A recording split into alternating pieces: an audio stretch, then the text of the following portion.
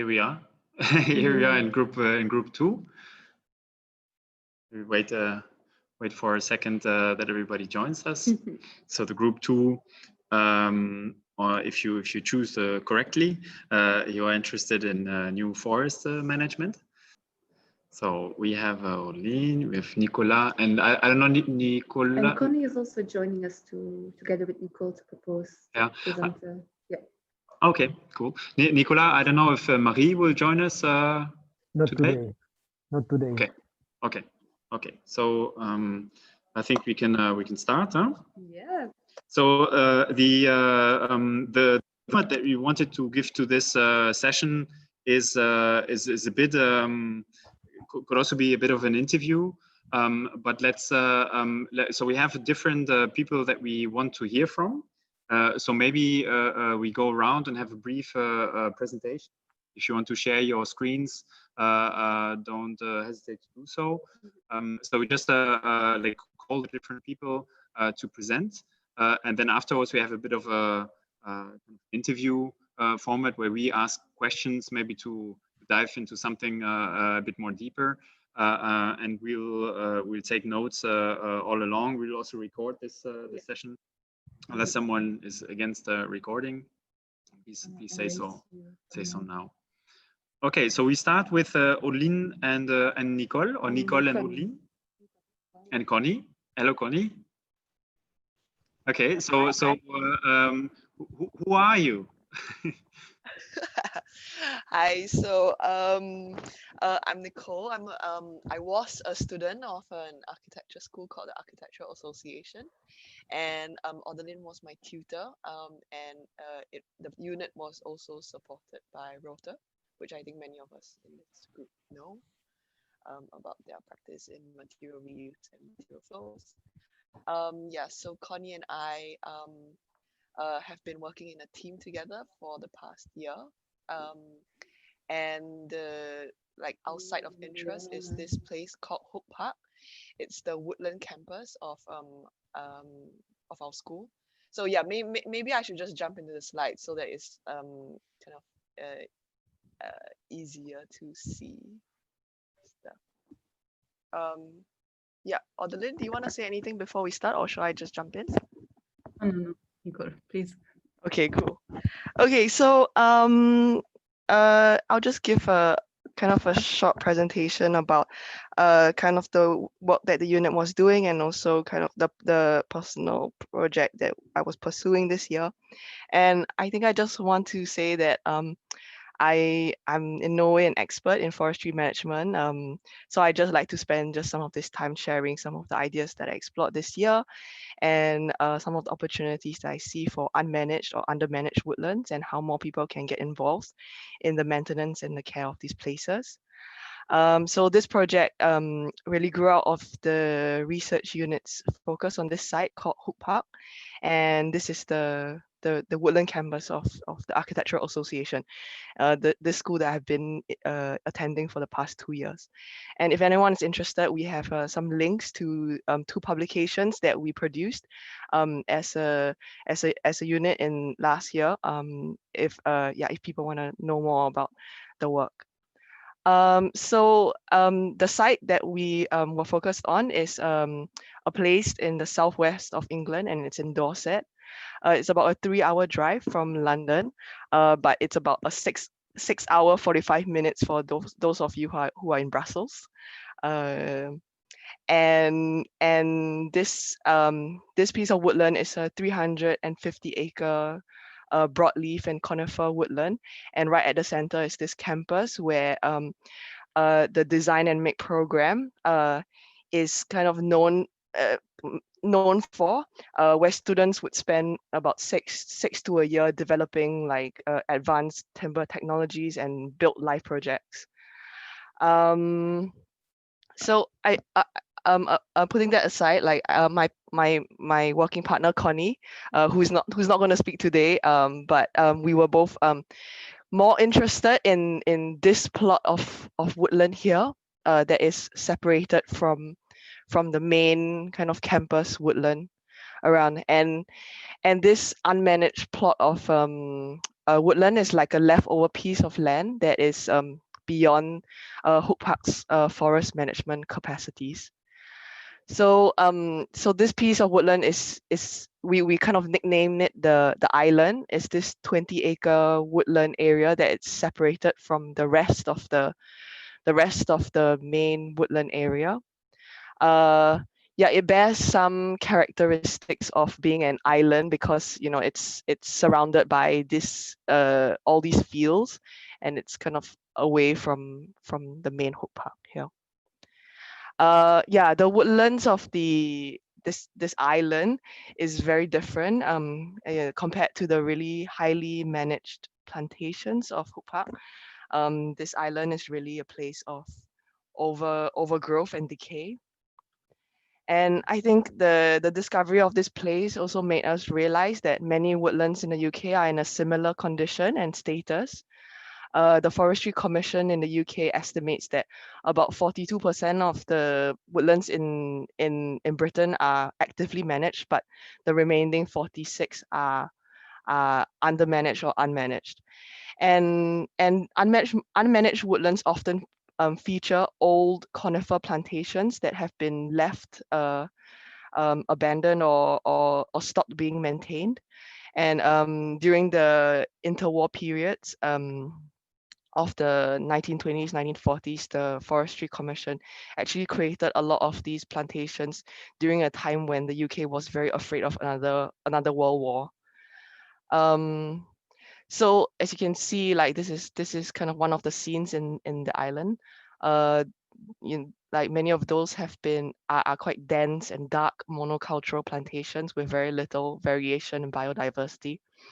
And the reason why many of these woodlands have been left unmanaged is due to the lack of economic viability. And I think when woodlands are left unmanaged, I believe it is a missing opportunity to work with the assets that we already have. Yeah. So in the case of Hooke Park and this island, like this plot of land has been left unmanaged because the AA itself doesn't have the resources and the manpower and also the financial capacity to extend its maintenance regime to this leftover plot of land. And in fact, Hooke Park has a backlog of operations because of increasingly extreme climates. The soil is becoming too wet for any operations to happen, like thinning, felling, or harvesting. And you can see on this map, like this indicates areas that have been planned for felling in the next 5 years in Hooke Park. And the island is not really part of it because there are more kind of prioritized areas to be done in the near future. And you can see on the right, like how soft the ground is, that yeah, like trees can easily fall. Yeah. So interestingly, I went on the mural board yesterday to see kind of the outcome of Friday's presentation and also to see this amazing technology. And I found these two post-it notes that say citizens are not, not involved enough in forestry, or a need for citizen-driven forestry. And I think there is an opportunity in there for education, common good care, and ownership when more people are included in forestry processes, and also within a kind of educational context, more new pedagogical models of learning in a really amazing environment like the woodland. And so, like, when it comes to different sizes of forests and stands, I think that basic forestry operations, like things like pruning, thinning, and sometimes felling, can be executed by hand. This is Connie and I, going into the forest during our trips there, and kind of having a go at what it means to cut the branches of some conifer trees. And I think woodlands can have a really light touch approach to being taken care of, and that doesn't require huge machines or specifically licensed operators.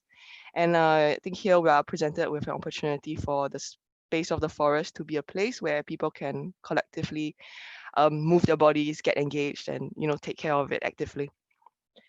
And so I think the question like we would like to put forward is like, what if forest maintenance operations can be something done by, you know, in this context, in this case, students using the woodlands as some sort of workshop or classroom or playground. And for this island, we propose a kind of guidance for using and enjoying the woodlands. We kind of conceive this place as a kind of playground where you can interact very deeply with the elements. And of course, like a playground is not a place that's free for all. Every playground has also rules. And I mean, just kind of understanding the limitations of what we have. Like the school doesn't have financial and manpower capacity to properly contract forestry operations to other people, but what it has is very, very, very eager hands of students and people who are willing to learn, who can benefit from a space of the woodlands to learn about things like survival, ecology, and interdependency. So these are some pictures of like stuff that has already been happening in the school, but it has been a very touch and go kind of experience for students. So so for example, trees are marked by the forester to indicate which trees need to be pruned, which trees need to be thinned, and which trees need to be protected. Tools can be readily accessed to allow certain kinds of activities like camping, starting a campfire, using a tree, or digging a ditch.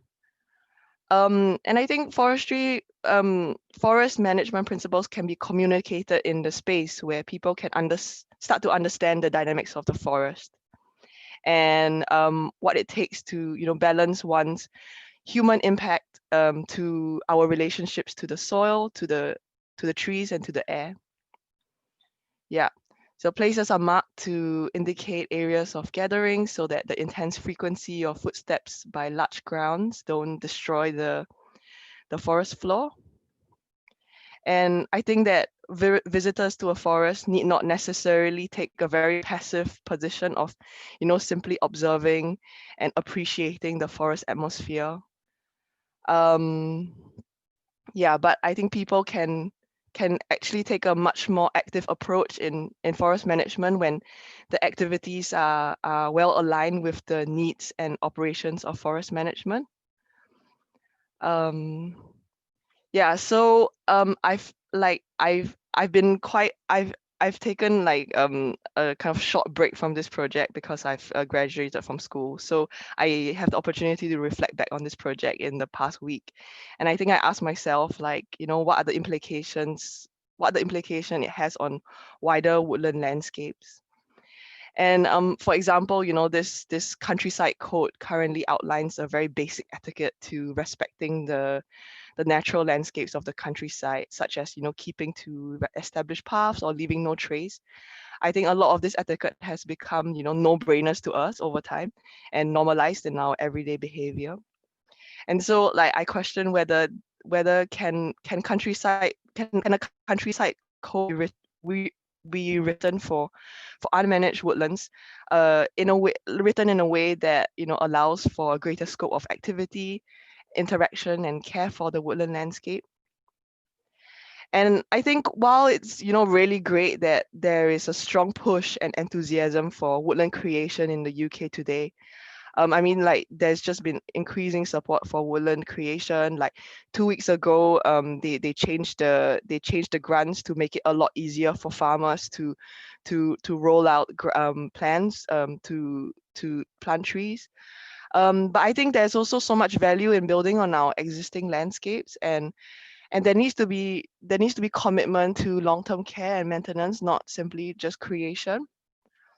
Yeah, and so I think that you know, more active and visceral interactions with nature in the forest will only educate and teach us more about the interdependencies of our environmental assets that we rely on, and, you know, the origins of our material. Yeah. So the end.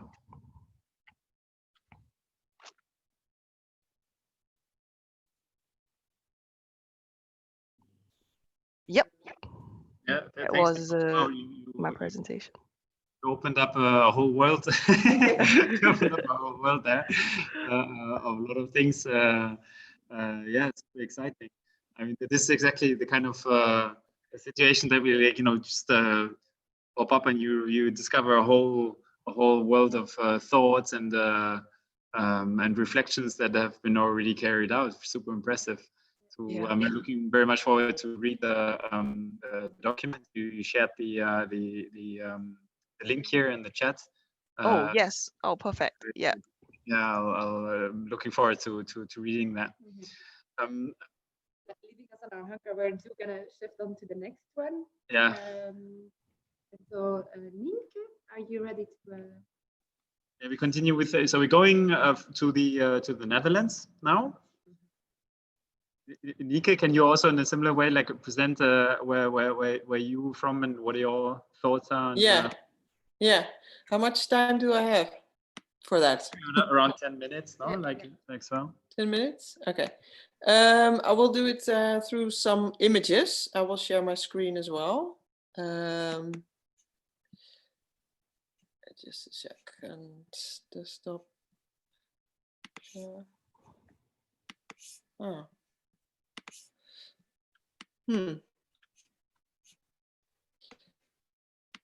Oh, I think I haven't been doing this before. I want some kind of. Do you have the image by accident, Hannah? Because I have to do all kinds of instelling and on my computer.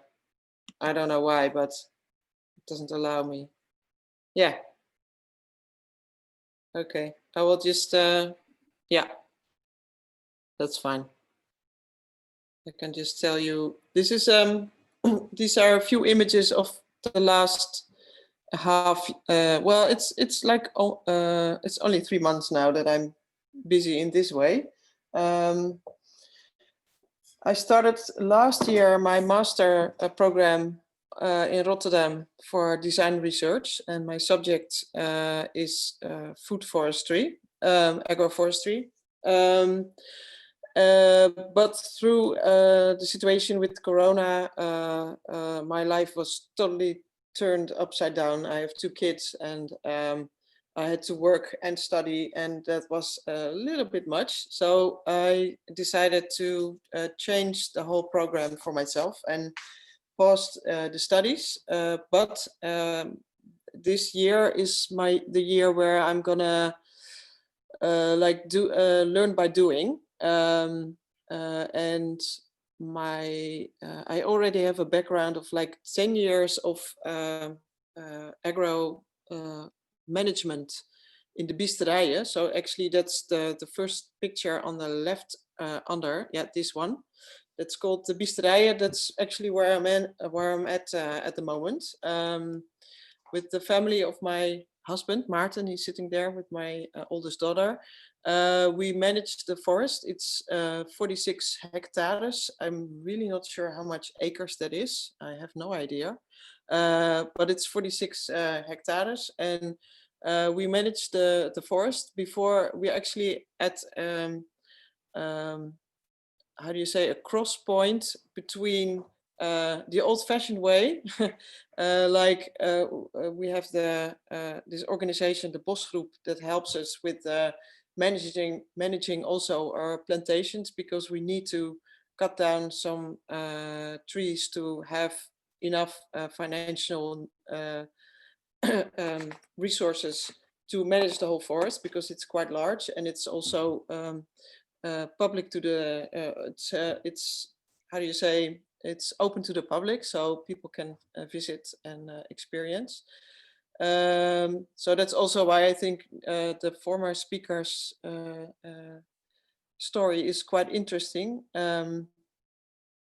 because we could really involve a lot more people in working at this plot, because it's really a wonderful ecological diverse space where we have loads of different kinds of trees, and there's a lot of work to do also.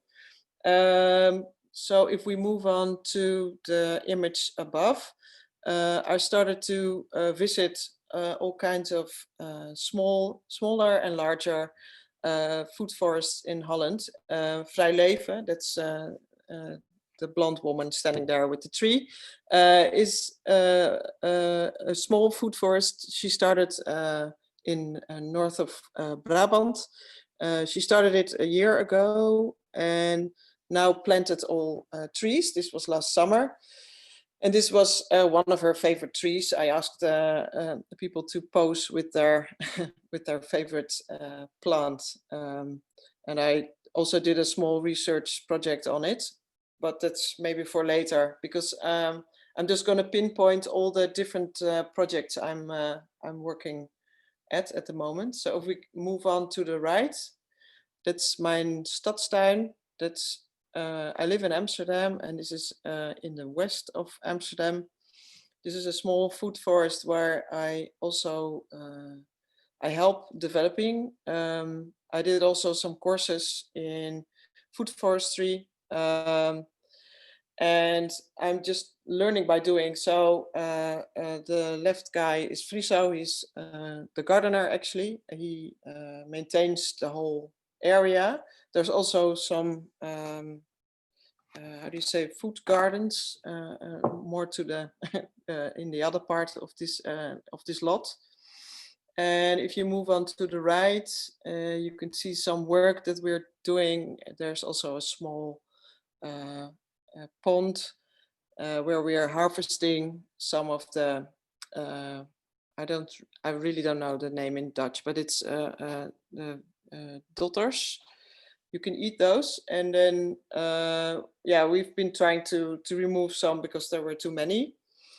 If we move on to the right, here I was at a walk through another food forest, actually in Limburg, and I first tried to eat edible Himalayan balsam. It's actually an exotic invasive plant here in Holland, but one of the visions of agroforestry is actually to use a lot of exotic plants, also to because they're more sustainable for the future. And if you eat them, you can maintain them. So that's also why the plants on the former image, and also something like bamboo, which is a plant that's quite invasive. But if you plant it and you eat it, you maintain the plant. Actually, that's one of the ideas. So if you go down a bit, yeah. That's also a small food forest, Noordoost. That's in the north of Amsterdam. I work there too. I also give some workshops in how do you say, wild picking. And also I work there with some other people to develop the forest further. So I'm not the designer of the of the forest, but I'm one of the co-workers. And what I'm doing actually is learning to start designing a food forest for the future. That's my goal, actually. I'm searching for a plot of land in the area of Amsterdam or the north or south of Holland. And I want to start a food forest myself, but that's a bit for the future. So if you go a bit to the left, that's food forest, the Leperkoen, the woman standing there, Willemijn. She also started a year ago. It's quite small. She's really in the beginning, but she's also one of the persons that I will keep in touch with. And when you go a bit more to the left, I've been visiting also the Ketelbroek. That's the forest, the oldest forest, food forest in Holland, made by Wouter van Eck. He's actually the pioneer of Holland in food forestry, and his forest is now like 10 or 12 years old. You can see also in the image that it's really a forest already. Some trees are really large, and it's really inspiring to be there. Wouter van Eck really knows everything almost, which is really really nice and very interesting. Yeah, and the whole thing is that I will just keep on learning by doing. I'm doing all kinds of workshops and courses to become someone who can build a food forest myself, and then I will turn back on the design research part to reflect on and design some more other things. But I take this year really to learn the practice and really experience how it is to build a forest, because of course my left foot is in the Biesterij Rijse, which is like the old-fashioned way of forestry management. And then on the other hand, I'm developing knowledge and experience in how to build a new forest, actually, because I think in Holland, we really need loads and loads of more forests. And I think that agroforestry might be a really good way to change our farmers. Even niet. Evine, het kan even niet. Sorry. Ik kom zo bij je. Nee, dit is oud. Ja, Fine, het kan nu even niet. Talking about multitasking. Sorry. Sorry. No, we all, I think we all know this very well. Situation this year. Sorry, well, yeah, she wanted to show me something that she found, which is really nice, but it's it's not really the moment. Okay. Sorry, I'm totally. No, I think we reached more or less the. Yeah. We wanted to add something. Otherwise, we. No. I know. I just wanted to say that I'm in between the how people used to manage forests and in the new part. No. Yeah. Okay, that's it. So the questions popping up on the Miro board, don't hesitate to do so. Also in the chat, for the audience, you can post questions. Maybe we first go to the other presentation, and then we can dive into questions and then treat them together. Mm-hmm. Yeah, this, I mean, like again, as I said in the beginning, I mean, today's event is more about creating appetite. And maybe they decide to talk more in the future. We won't have the time to to listen to everybody and also dive into all these things. But it's so fascinating. I mean, how many research projects or personal adventures are also like in this field. Huh? Like I mean, and what you are doing with this focus on the food forest is also, I think, something very complementary to what Nicolas will now share with us, because I think food is one of the services of forests that they're looking at, right? Yeah, correct. Can we ask a quick question? Go ahead. Yeah, Nico, do you know more or less? Can you give us a bit of data? How much food can we produce with forest per hectare? Or I know it's a very complicated question, but. Well, actually, this is also still in the research phase, to be honest. I think there's now already there is a platform for measuring the yield from food forests, and I need to dive into the data of it, because they're actually researching it.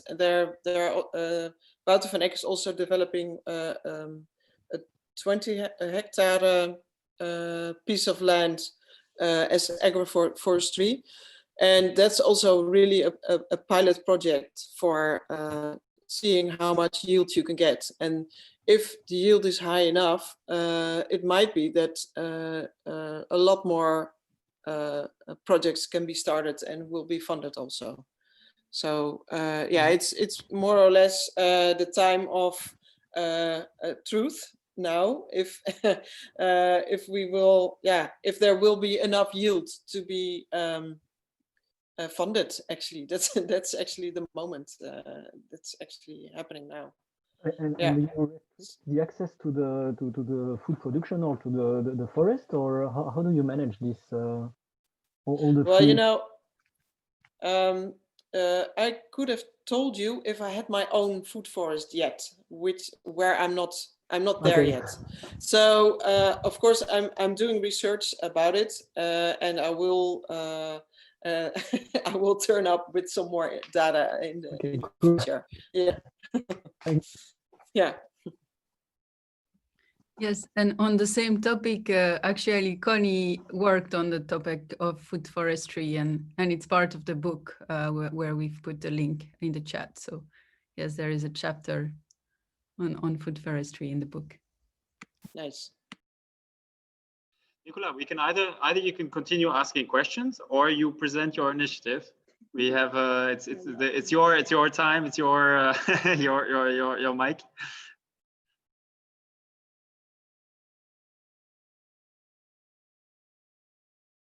Can't hear you though.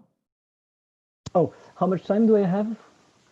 Also 10 minutes. 10 minutes, okay. Yeah. No, yeah, I can quickly show you what I have.